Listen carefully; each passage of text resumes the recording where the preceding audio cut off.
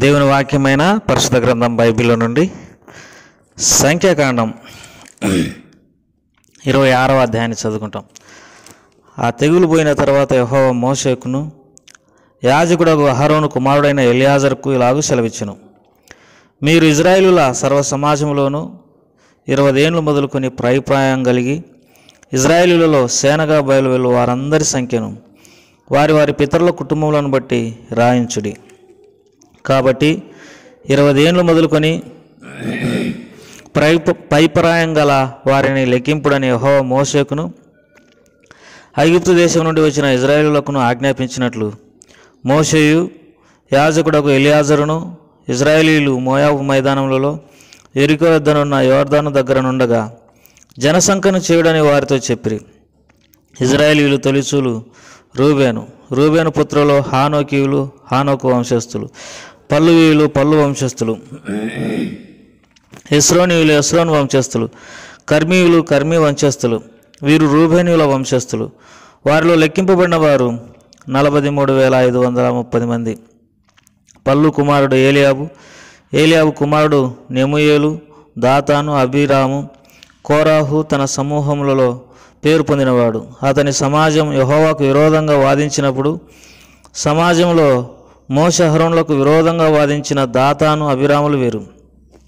ఆ సమూహపు వారు మృతి పొందినప్పుడు అగ్ని 250 మందిని భక్షించినందునను భూమి తన నోరు తెరిచి వారిని కోరాహును మింగివేసినందునను వారు దృష్టాంతములేరి.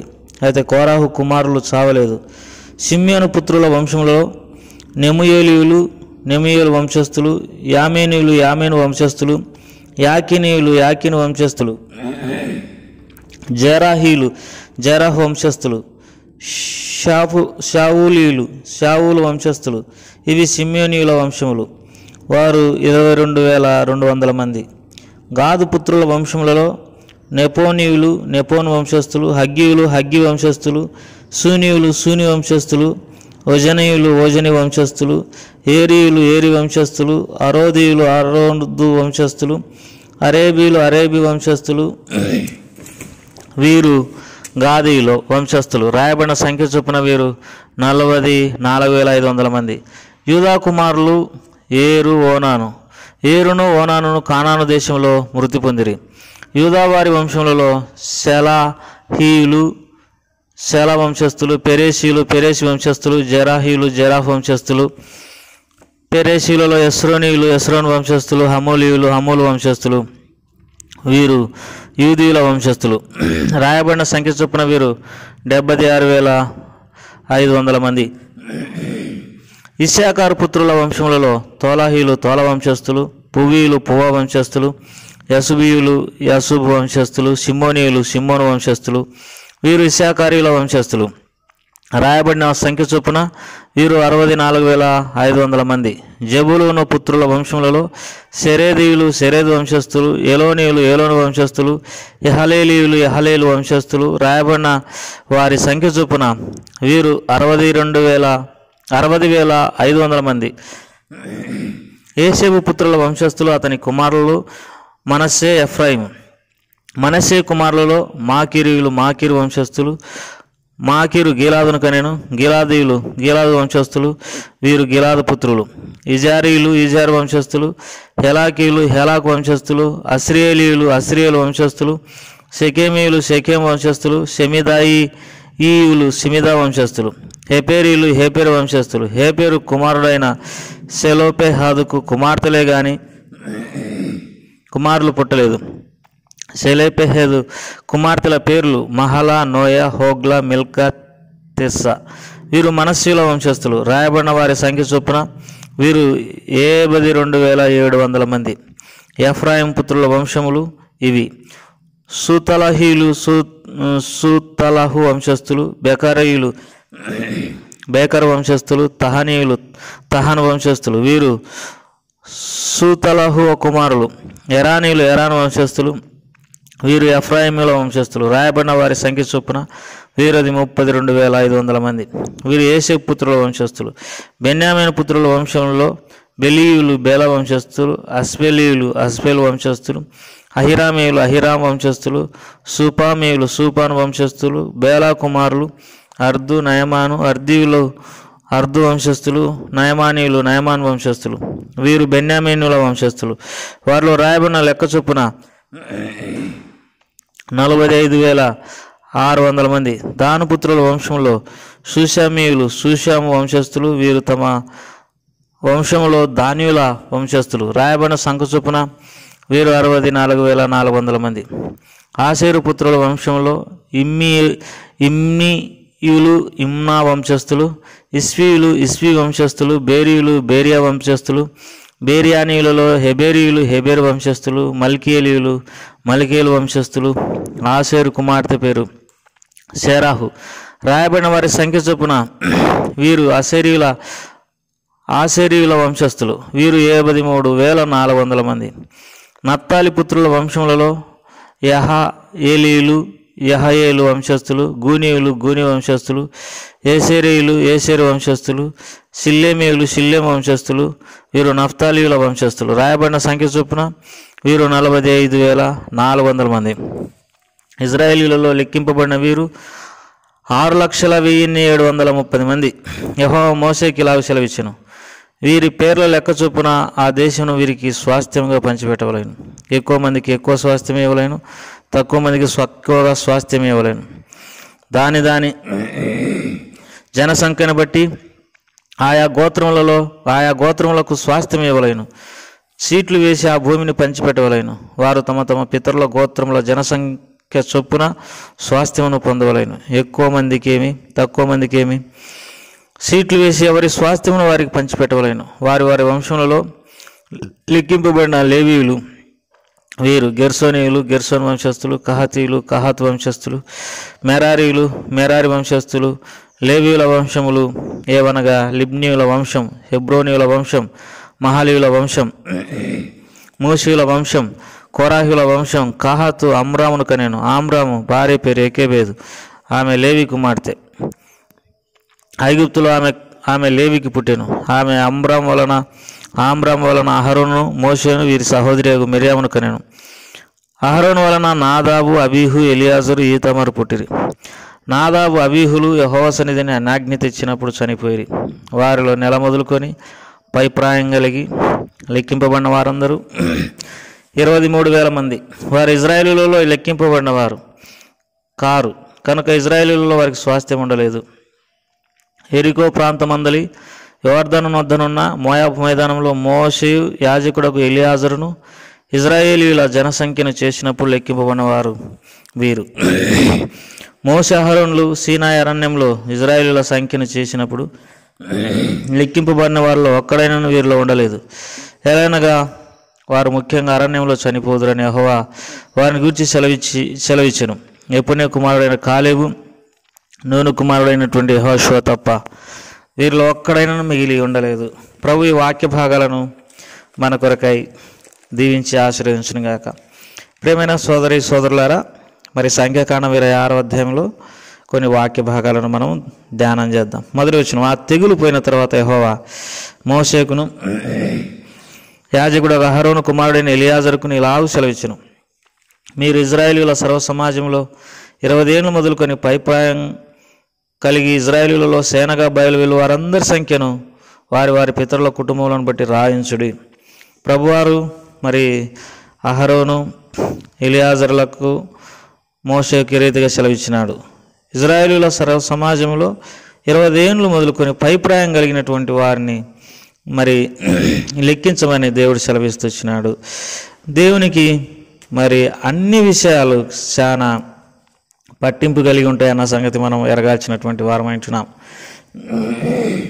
మనము మరి కొన్ని విషయాలు గమనించాల్సినటువంటి వారమంటున్నాం. దేవుని వాక్యంలో మీ తల వెంట్రుకలన్నీ లెక్కింపబడి ఉన్నాయని మత్తయి సువార్త 10వ అధ్యాయంలో చూడగలం. నేను కూర్చునుట నేను లేచుట ఆయన ఎరిగి ఉన్నాడని కీర్తనలు 139వ అధ్యాయంలో రాయబడింది. యోబు గ్రంథంలో ఆయన నా అడుగులన్నీ లెక్కబెట్టినాడు అని దేవుని వాక్యంలో రాయబడింది. దేవునికి మన పేరు, మన వయస్సు, లేకపోతే మన తల మీద ఉన్న వెంట్రుకలు, మనం ఈరోజు ఎన్ని అడుగులు వేసినాము, మనము ఏమేమి ఆలోచన చేసినాము, ఇవన్నీ కూడా బాగా తెలుసు. చూడండి, ఆయన ఈ విశ్వమంతటిని సృజించినటువంటి వాడు. ఈ కంప్యూటర్ల కంటే మానవుల జ్ఞానం కంటే ఆయన జ్ఞానం ఎంతో గొప్పది. అందుకే ఈ లోకంలో మనం బహు జాగ్రత్తగా జీవించాల్సినటువంటి వారం అంటున్నాం. అంతేకాదు, ఆయన ఒక క్రమాన్ని మరి అనుసరించేటటువంటి వాడు. ఈ సేనగా బయలువెళ్ళు వారందరినీ లెక్కించమని చెప్పినాడు. ఆయన గోత్రాధిపతులు ఎవరు ఉండాలి, మరి ఆ తర్వాత ఈ లేవీలు ఏం చేయాలి, మిగతా వారు ఏమేం పనులు చేయాలి, ఇవన్నీ మందసము, ప్రత్యక్ష గుడారము, తర్వాత వాటి కొలతలు, తర్వాత ఎవరికి ఏ స్వాస్థ్యం ఇవ్వాలి, ఇవన్నీ బాగా ఆలోచన చేసి వారికి అన్ని విషయాలు నేర్పిస్తూ వచ్చినాడు. మన ప్రభువారు సమస్తము క్రమంగా పద్ధతిగా చేయవాడు. ఆయన అన్నీ ఎంతో మరి క్రమంగా చేసేటటువంటి వాడని మనం గుర్తించాల్సినటువంటి వారమంటున్నాం. ఇక్కడ ఇంకొక సందర్భాన్ని మనం దేవుని వాక్యంలో చూస్తాం. 9వ వచనం, కోరాహు తన సమూహంతో వేరుపడినవాడు. అతని సమాజం యెహోవాకు విరోధంగా వాదించినప్పుడు సమాజంలో మోషే అహరోనులకు విరోధంగా వాదించిన దాతాను అభిరాములు వీరు. ఆ సమూహపు వారు మృతి పొందినప్పుడు అగ్ని 250 మంది భక్షించినందునను భూమి తన నోరు తెరచి వారిని కోరాహును మింగివేసినందును వారు దృష్టాంతములైరి. కోరాహును భూమి మింగివేసింది. తర్వాత దాతాను అభిరాములను కూడా భూమి మింగివేసింది. 250 మంది యెహోవాకు విరోధంగా లేచిన కారణాన్ని బట్టి దేవుడు వారిని మరి అగ్నితో కాల్చివేసి చంపేసినాడు. కొన్ని విషయాలు మనము గమనించాల్సినటువంటి వారమై ఉంటున్నాము. ఆయనకు విరోధంగా మనం నడిచినప్పుడు, ఆయన ప్రజలకు విరోధంగా మనం ఏదైనా బాధ కలగజేసినప్పుడు ఆయన తానే మరి మనకు శిక్ష విధిస్తాడన్న సంగతి గుర్తిరగవలసినటువంటి వారమై ఉంటున్నాం. ఇక్కడ దేవుని వాక్యంలో రాయబడింది, కోరాహు మరి అభిరాము దాతాను తర్వాత 250 మంది చనిపోయినారు, కోరాహు కుమారులు చావలేదు. కాబట్టి ఇక్కడ గమనించాల్సినటువంటి మాట ఏంటంటే, కోరాహు పాపం చేసినప్పటికీ కోరాహు కుమారులైతే మరి వారు చావలేదు, వారు దుష్టాంతములైరి. కాబట్టి ప్రియులారా, కోరాహు కుమారులు చావలేదు. తండ్రులు చేసిన పాపం వారికే వచ్చింది, కానీ ఆ పిల్లలకైతే రాలేదన్న సంగతిని మనం ఇక్కడ గమనించాల్సినటువంటి వారమై ఉంటున్నాం. ఇక్కడ ఇంకొక మాట 33వ వచనం, సంఖ్యాకాండం 26వ అధ్యాయం 33వ వచనంలో, హేబెరు కుమారుడైన సెలోపెహాదుకు కుమార్తెలే గాని కుమారులు పుట్టలేదు. సెలోపెహాదు కుమార్తెల పేర్లు మహోలా, నోయా, హొగ్లా, మిల్కా, తిర్సా. సెలోపెహాదుకు కుమార్తెలే కానీ కుమారులు పుట్టలేదు. స్వాస్థ్యం ఇచ్చేటప్పుడు స్వాస్థ్యము కేవలం కుమారులకు సంబంధించిందిగా ఉండును. అయితే ఇక్కడ సెలోపెహాదు సెలోపెహాదుకు కుమార్తెలు తప్పనిచ్చి కుమారులు పుట్టలేదు. వారి పేర్లు Mahlah, Noah, Hoglah, Milcah, Tirzah. వీరు మోషే దగ్గరికి వచ్చి మాకు స్వాస్థ్యం ఇవ్వమని మరి మోషేని అడిగినట్టుగా మనం దేవుని వాక్యంలో చూడగలం. నిజమే, ఆడపిల్లల మాత్రాన మాకు స్వాస్థ్యం లేకుండా పోతే ఎట్లా, మాకు తండ్రికి ఇచ్చే స్వాస్థ్యం మాకు రావాలి వారు మోషేని అడుగుతూ వచ్చినారు. కాబట్టి పరలోకంలో మనకు స్వాస్థ్యం కావాలని మనం కూడా మరి ప్రభువారిని అడగవలసినటువంటి వారమై ఉంటున్నాం. వాడబారని మరి ఆ పరలోక సంబంధమైనటువంటి ఆ స్వాస్థ్యం కొరకు, ఆ రాజ్యం కొరకు మనము హక్కుదారులం కావాలంటే మనం ఖచ్చితంగా, ప్రభువా నాకు పరలోక రాజ్యంలో స్థానమే, నాకు పరలోక రాజ్యంలో నీతో కూడా ఉండడానికి అవకాశం దయచి నన్ను కనికరించు అని ఆ శ్రేష్టమైన స్వాస్థ్యం కొరకు మనము దేవుని వేడుకొనవలసినటువంటి వారమై ఉంటున్నాం. దేవుని వాక్యంలో ఇంకో సంగతిని కూడా మనం చూడగలం. మరి 57వ వచనం నుండి, వారి వారి వంశములలో లెక్కింపబడిన లేవీయులు వీరు: గెర్షోనీయులు గెర్షోన్ వంశస్థులు, కహాతీయులు కహాతు వంశస్థులు, మెరారీయులు మెరారి వంశస్థులు. లేవీయుల వంశం ఏదనగా లిబ్నీయుల వంశం, హెబ్రోనీయుల వంశం, మహాలీయుల వంశం, మూషీయుల వంశం, కోరాహుల వంశం. కాహాతు ఆమ్రామును కనెను. ఆమ్రాము భార్య పేరు యోకెబెదు, ఆమె లేవి కుమార్తె. ఐగుప్తులో ఆమె లేవికి పుట్టెను. ఆమె ఆమ్రాం వలన అహరోనును మోషేను వీరి సహోదరియగు మిర్యామును కనెను. ఇక్కడ మోషే తల్లిదండ్రుల పేర్లు కూడా రాయబడింది. మోషే తల్లిదండ్రులు లేవి గోత్రానికి సంబంధించినటువంటి వారు. మోషే తండ్రి పేరు ఆమ్రాము, మోషే తల్లి పేరు యోకెబెదు. ఎంత శ్రేష్టమైనటువంటి సంగతి.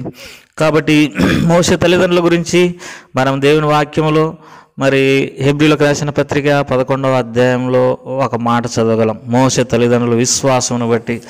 మోషే తల్లిదండ్రులు దేవుని యందు విశ్వాసం ఉంచినటువంటి వారు.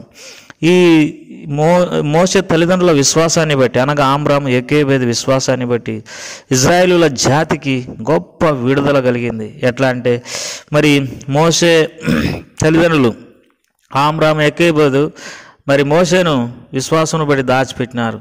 ఆ తర్వాత నదిలో పడవేసినప్పుడు మిరియాము మోషేను మరి రాజు కుమార్తెకు అప్పచెప్పింది. రాజు కుమార్తె మోషేను సకల విద్యల యందు మరి ఆరితేరి ఉండేటట్టుగా చేసింది. ఆ తర్వాత మోషే పెద్దవాడై ఐగుప్తు రాజును ఎదిరించి ఇజ్రాయేల్ ప్రజలను దాసత్వం నుండి తీసుకొని వచ్చినాడు. కాబట్టి మోషే తల్లిదండ్రులైన ఆమ్రాము యోకేబేదును మనం ఎంతైనా మరి వారి విశ్వాసాన్ని గుర్తు చేసుకోవాల్సినటువంటి వారమంటున్నాం. ఇక్కడ ఇంకొక సంగతి, అహరోను గురించి, అహరోను పిల్లల గురించి రాయబడింది. అహరోను వలన నాదాబు, అబీహు, ఎలియాజరు, ఈతమారు పుట్టిరి. అహరోనుకు మరి 4 కుమారులు, నాదాబు, అబీహు, ఎలియాజరు, ఈతమారు. నాదాబు, అబీహులు యెహోవా సన్నిధికి అన్యాజ్ఞ తెచ్చినప్పుడు చనిపోయిరి. నాదాబు, అబీహులు దేవుని సన్నిధానానికి దేవుడు ఆజ్ఞాపింపని వేరొక అగ్నిని తీసుకుని వచ్చినారు. వారు యవనస్తులుగా కొన్ని మరి సొంత నిర్ణయాలు తీసుకున్నారు. ఆ కారణాన్ని బట్టి దేవుని యొక్క అగ్ని వచ్చి వారిద్దరిని, నాదాబును అబీహును కాల్చివేసింది. ప్రియమైన సోదరి సోదరులారా, దేవుని సేవలో దేవుని పద్ధతి ప్రకారం, దేవుని యొక్క క్రమం ప్రకారం, దేవుని యొక్క ఆలోచన ప్రకారం, దేవుని యొక్క చిత్త ప్రకారం మనం దేవుని సేవ చేయాల్సినటువంటి వారమే కానీ సొంత విధానంలో మనము సేవ చేయడానికి వీలు లేదు. ఇక చివరికి వచ్చేసరికి దేవుని వాక్యంలో కొన్ని వాక్య భాగాలను చదువుకొని ముగించుకుంటాం.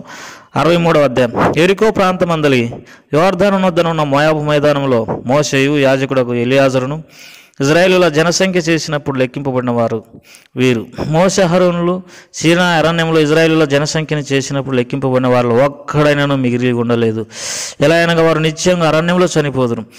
అరణ్యంలో సీనాయి దగ్గర ఒకసారి లెక్కింపబడింది జనసంఖ్య.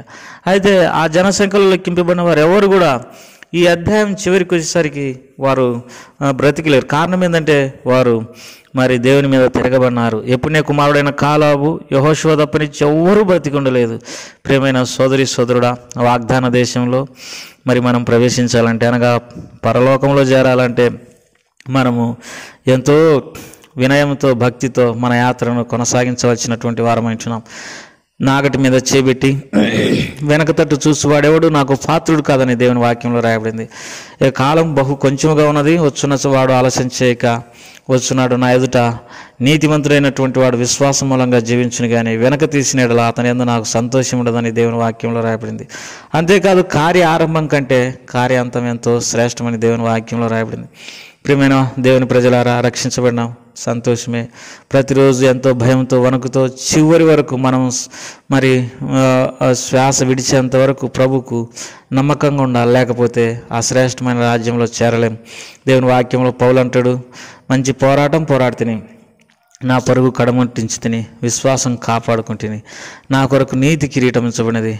నా కొరకే కాదు, తనను ఆపేక్షించు వారందరికీ నీతి కిరీటం ఉంచబడినదని దేవుని వాక్యంలో రాయబడింది. మంచి పోరాటం పోరాడాల్సినటువంటి వారం అంటున్నాం. విశ్వాసాన్ని కాపాడుకోవలసినటువంటి వారం అంటున్నాం.